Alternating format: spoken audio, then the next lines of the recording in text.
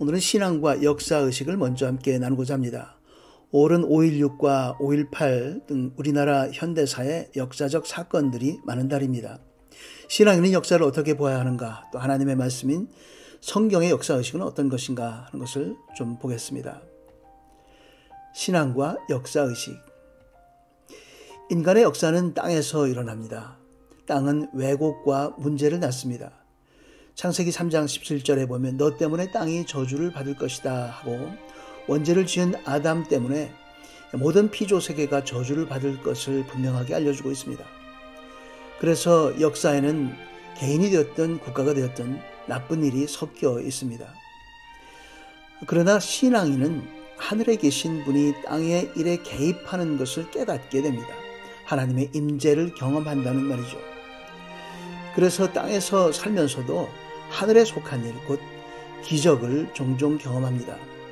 그 기적을 성경은 은혜라고 부릅니다. 좋으신 하나님의 사랑인 것이죠. 그 사랑을 받아서 부유함이 넘치고 웰빙을 누리고 문명 발전이 상상대로 되고 나면, 하이테크로 인해서 문명이 발전하고 나면 인간은 자신이 세상을 지배하고 있다는 위험한 착각에 빠지고 맙니다. 번영의 모순이죠. 번영은 좋은 것이지만 반면에 도덕이 추락하게 됩니다. 인간의 본질인 죄악된 성품들이 활개를 치게 되는 것이죠. 성경의 역사의식은 그 착각에 대한 하나님의 처분, 곧 미래의 정의 실현까지를 모두 포함합니다. 시제를 초월한다는 말씀이죠. 과거의 역사가 아니라 미래까지 포함하는 하나님의 시각을 보여줍니다. 그 착각으로 인해서 방자해진 인권 무시와 비윤리가 현실화되고 나면 하나님은 정의로 마무리하십니다. 그 정의는 피, 곧 심판입니다.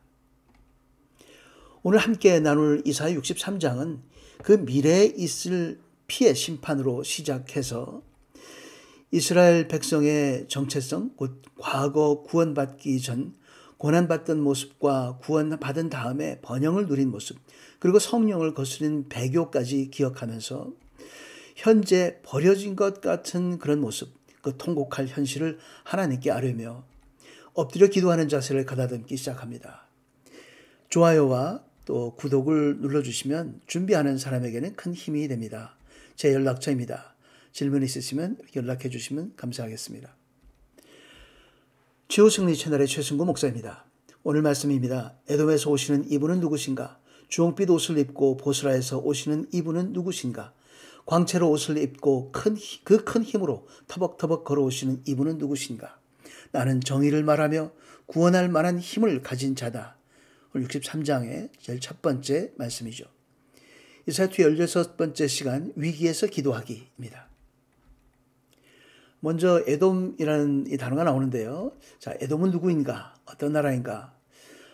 잘 아시겠지만 혹시 모르는 분들을 위해서 제가 간단하게 정리합니다. 아브라함의 자녀 이삭, 또 이삭이 두 아들을 낳았는데 쌍둥이 에서가 형이고, 둘째 야곱은 먼 훗날 이스라엘이라고 이름을 새롭게 부여받게 되죠. 에서의 자손이 이제 에돔이고, 야곱의 이스라엘이라고 하는 그 이스라엘 12지파를 갖게 됩니다. 12아들이. 북이스라엘과 남유다가 성경의 주제가 되죠. 주 배경이 됩니다. 그 에돔은 이스라엘 남쪽 지역이 지금의 요르단 쪽에서 살게 됩니다. 이쪽 지역은 바닷가가 아니지만 그래도 살기 좋은 편안한 안전한 곳이었습니다. 이런 바위성, 페트라라고 하죠. 이런 바위로 둘러싸인 바위 위에서 살았기 때문에 외적의 침략을 받을 가능성이 거의 없었습니다.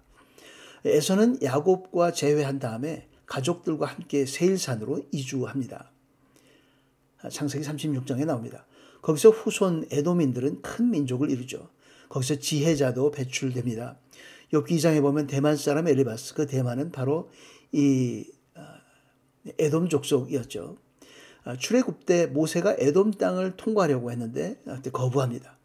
사울과 다윗에게는 정복당했고 유도 기회가 있을 때마다 유다를 배신하거나 괴롭혔습니다.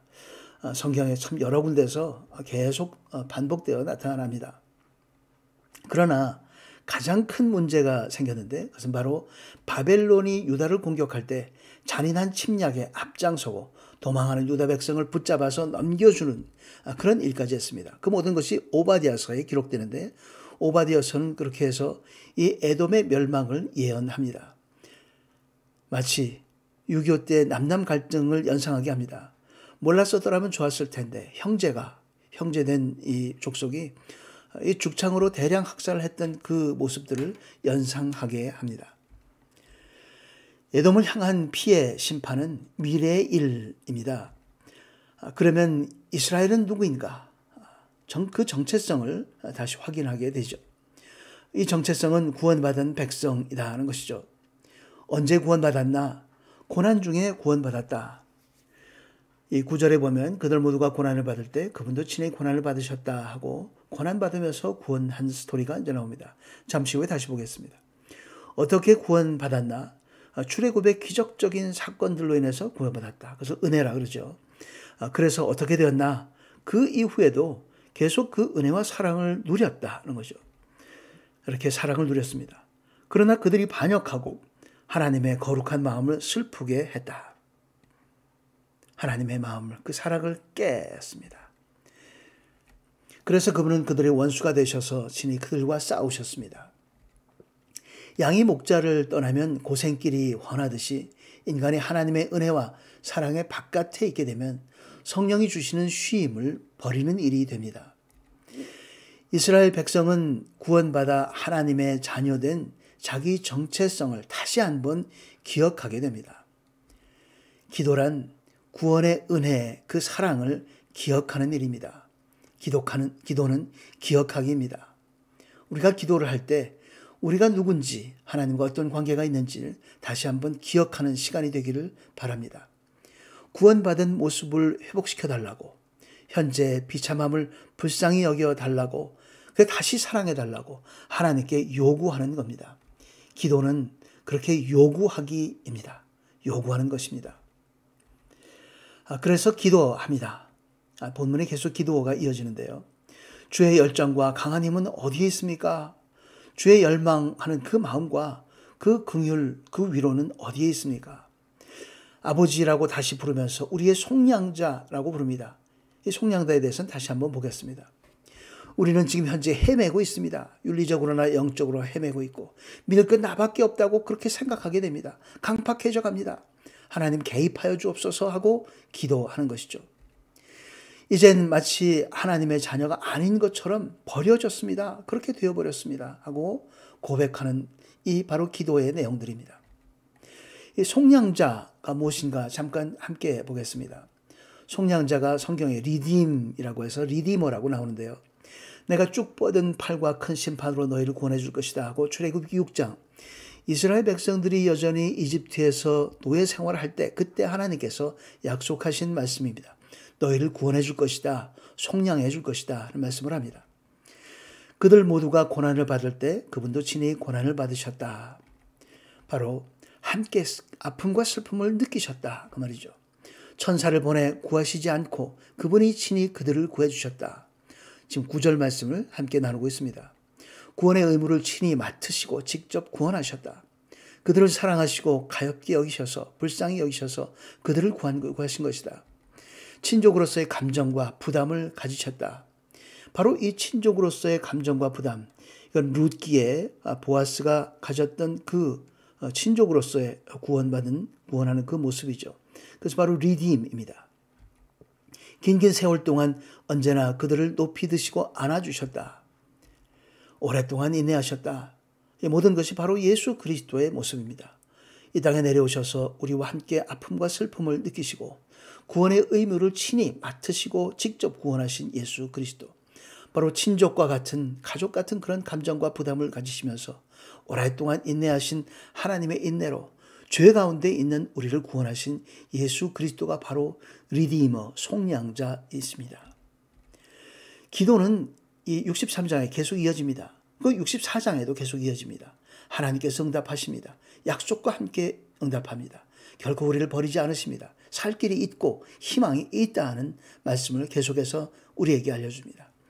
늘 살아계신 하나님은 우리 기도를 들으시고 역사 속으로 들어오시고 약속의 말씀으로 응답해 주십니다. 그 약속을 마음에 품는 것이 바로 믿음입니다. 세상이 주는 죄와 악을 품지 않고 그 약속을 기억하며 기도하기 바랍니다. 그런 믿음으로 행복한 인생 사는 우리 모두가 되기를 주의 이름으로 축원합니다. 함께 기도하겠습니다. 어제나 오늘이나 내일이나 언제나 살아계신 하나님 아버지, 성경 말씀을 통해서 편협한 우리 시각을 넓혀주셔서 아버지의 뜻을 깨닫게 하시니 참으로 감사드립니다. 늘 구원받은 자로서의 우리 정체성을 잊지 않게 하여 주옵시고, 악은 아버지께서 심판하실 것을 믿고 약속과 선함만을 우리 마음에 품고 쉬지 않고 기도하며 살게 하옵소서. 죄악이 넘쳐나는 세상에서 구별되게 하여 주시옵고, 자녀된 권세를 누리며 살게 하여 주옵소서. 우리의 구원자 예수 그리스도의 이름으로 기도드리옵나이다. 아멘. 끝까지 시청해 주셔서 감사합니다. 이 배경은 7년에 한 번 핀다는 저희 집 거실의 행운목 꽃입니다. 즐겁게 감상하시길 바랍니다. 감사합니다.